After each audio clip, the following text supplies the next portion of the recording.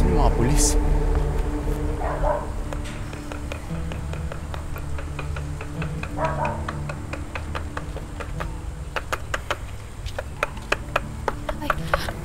Kuya,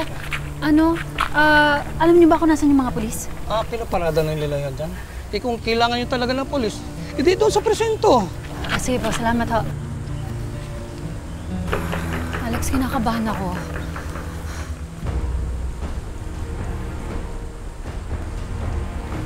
Huwag ka mag-alala.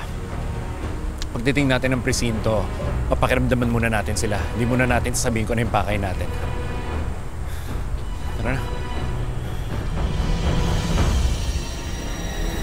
Tulong! Tulong! Magnanakaw! Tulong! Tulong!